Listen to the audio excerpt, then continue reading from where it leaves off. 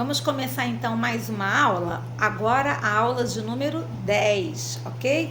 Nós vamos falar sobre ainda o tema do Deus Salvador, Criador.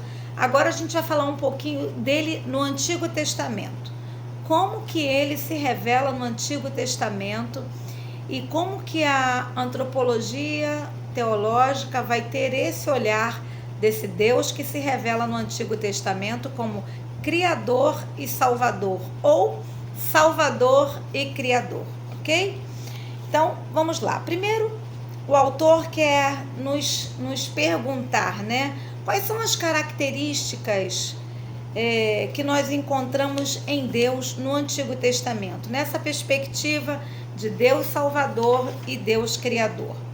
Bom, então primeiro ele destaca que na experiência cristã é inseparável essa visão que nós temos de Deus, o Deus que é Salvador e o Deus que é Criador.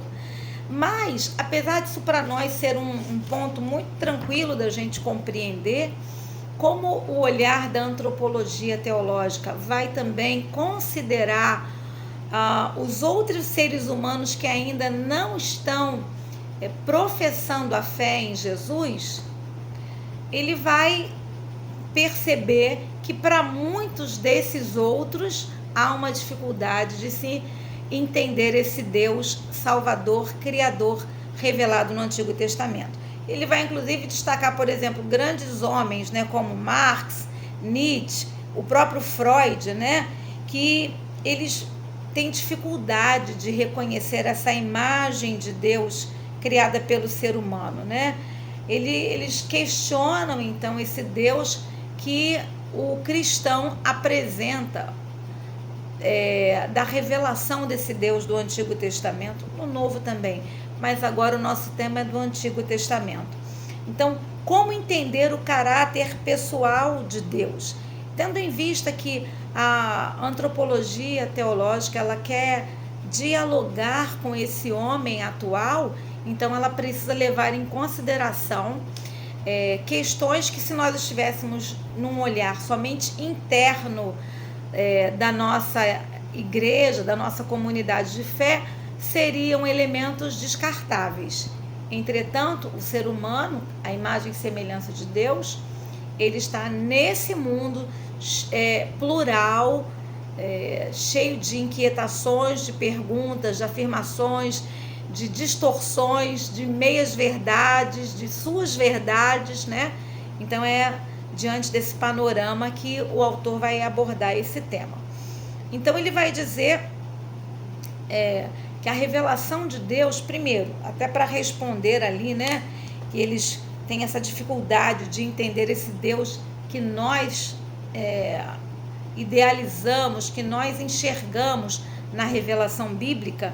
Então, primeiramente, nós afirmamos: Deus não é uma pessoa. Quando nós dizemos que Deus é uma pessoa, obviamente que essa afirmação não é uma pessoa como um ser humano, né? Quando nós falamos que Deus é uma pessoa, é que ele tem um caráter pessoal.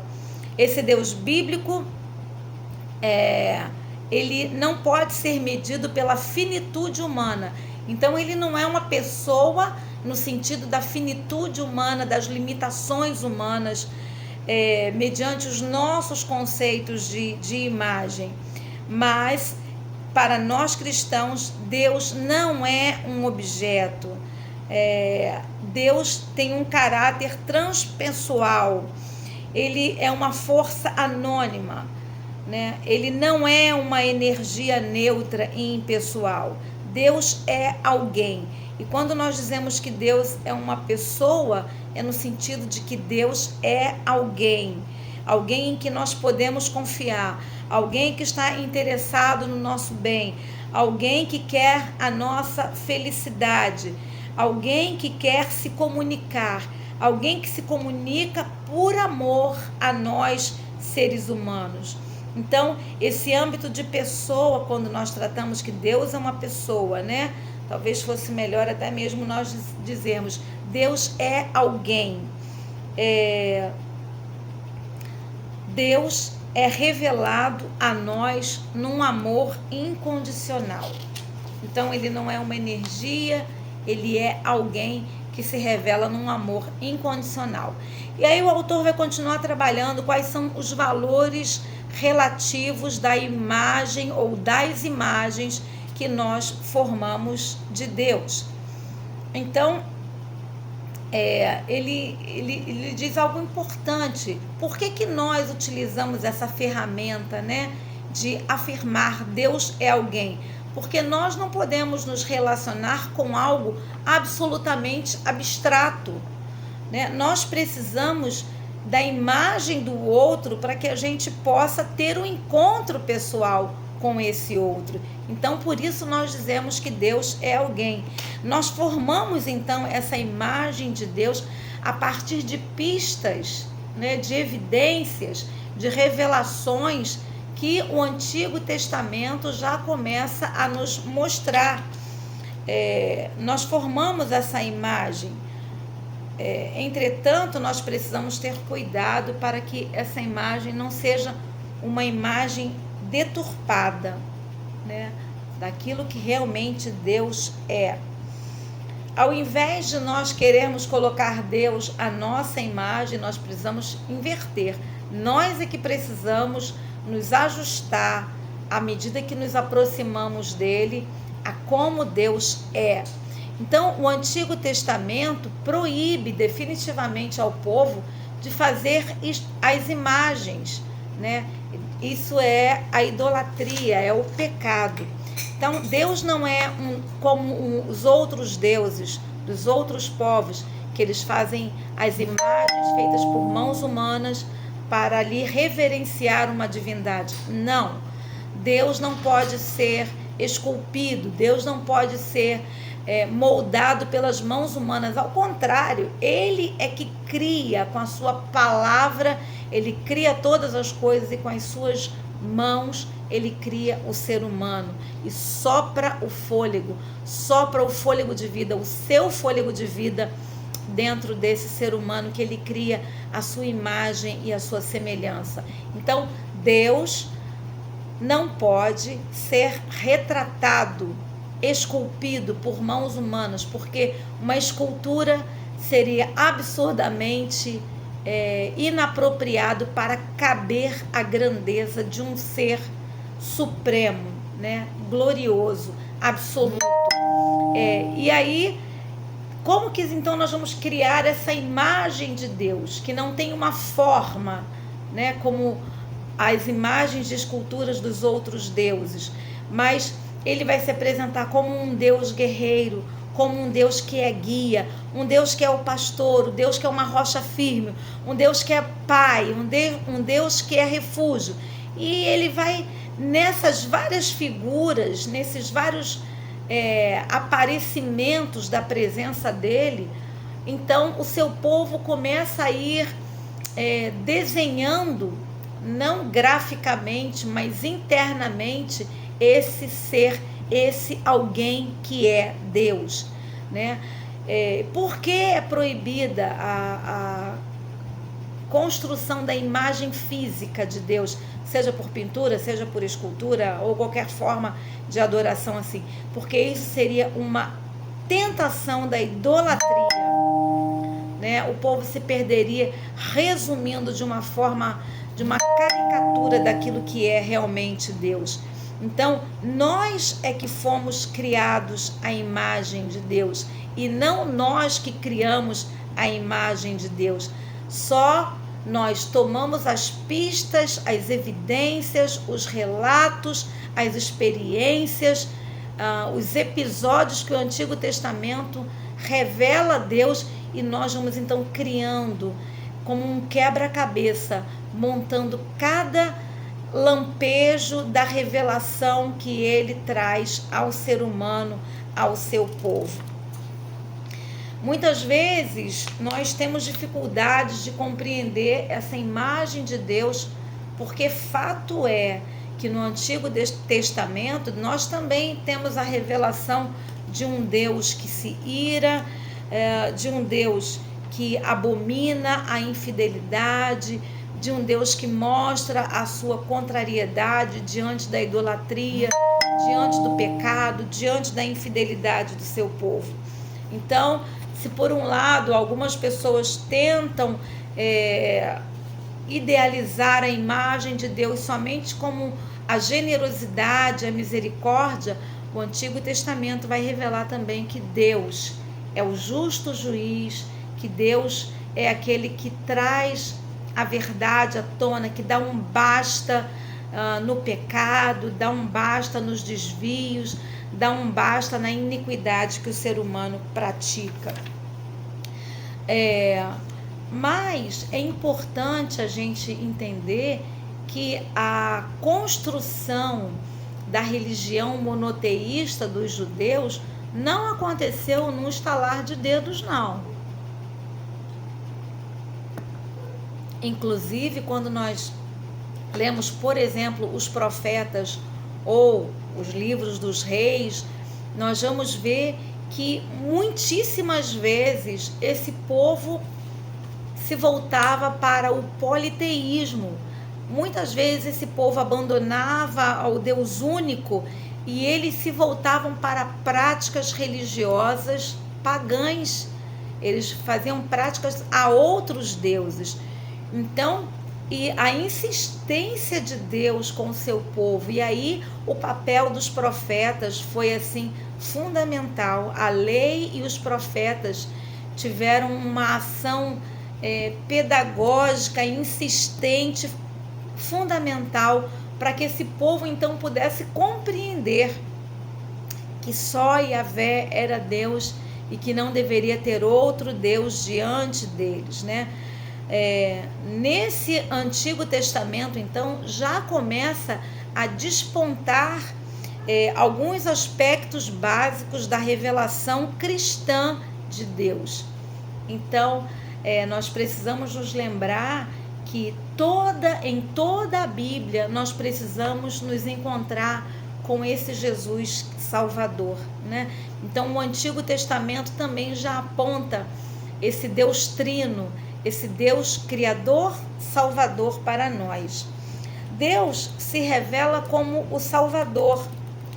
Deus sempre toma a iniciativa de ir ao encontro do homem perdido, ir ao encontro do homem falido, do homem deturpado, detonado pelo pecado. Deus sempre tem essa iniciativa e sempre é um ato absoluto de gratuidade. É um amor voluntário de Deus. É um movimento de amor de Deus para o ser humano. E aí tudo começou com a experiência lá do Êxodo, né? Deus ouve o clamor do povo, ele se levanta, então ele vai ao encontro do seu povo. Ali é a origem do povo de Israel. Ali acontecem experiências profundas, onde inclusive os deuses do Egito, eles são confrontados em cada praga que o Deus que Moisés está revelando, o Deus dos hebreus, o Deus dos israelitas, o Deus de Abraão, de Isaac, de Jacó. Ele vai destronando cada uma daqueles deuses que os hebreus estavam ali acostumados a ouvirem as histórias daqueles deuses, os rituais daqueles deuses, os cultos àqueles deuses, né? As histórias de honra àqueles deuses, dos feitos daqueles deuses. E de repente vem Moisés, chamado como libertador do povo israelita, e a cada praga um Deus daqueles é destronado, é desnudado, é colocado em xeque, é vencido pelo grande eu sou, apresentado por Moisés, revelado por Moisés, né? Eu sou. Ser é um verbo, é a palavra viva. Lá no Novo Testamento, Jesus vai dizer eu sou, né? Então, há uma ligação, há uma ponte, há uma continuidade, há uma completude do Antigo e do Novo Testamento.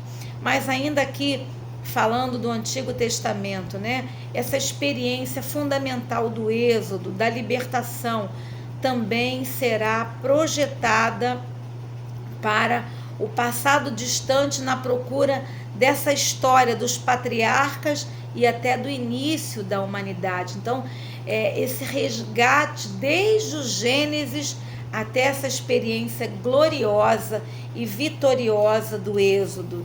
Deus salva o povo, Deus salva o seu povo, Deus salva o ser humano e o chama para viver essa dimensão da salvação, né?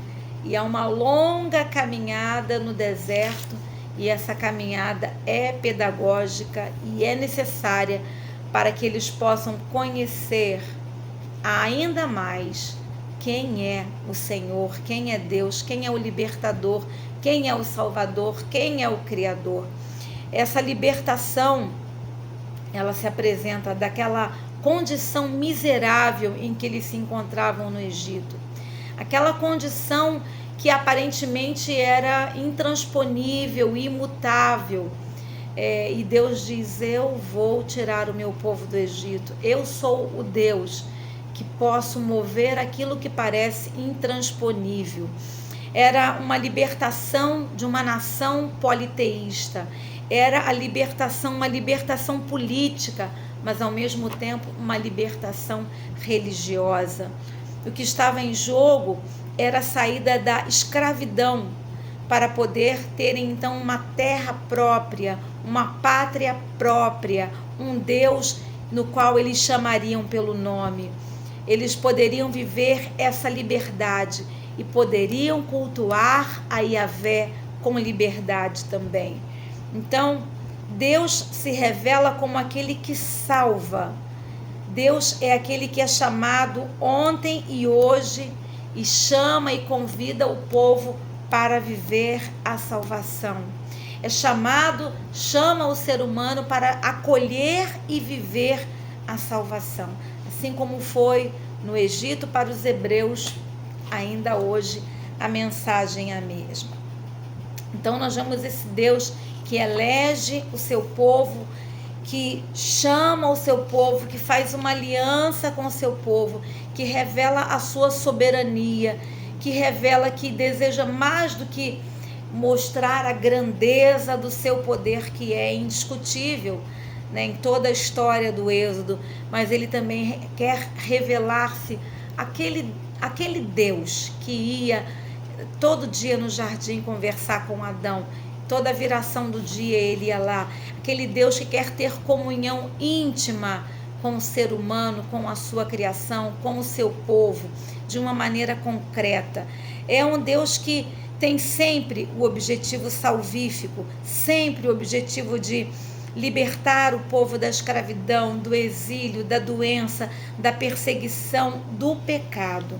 É o Deus que revela a salvação no Antigo Testamento, que chama esse povo, não simplesmente para adorá-lo como os adoradores que eles tinham no Egito, né, daqueles deuses do Egito. Não, era para ter uma experiência muito diferente, uma experiência íntima de amor. Desde o Jardim do Éden, a expectativa de Deus, esse Deus que é amor, é de ter uma relação de amor com toda a sua criação e com o ser humano. Então, o ser humano é chamado a acolher esse dom do amor salvífico de Deus. É chamado a aceitar e viver em conformidade com esse dom, em conformidade com esse Deus de amor.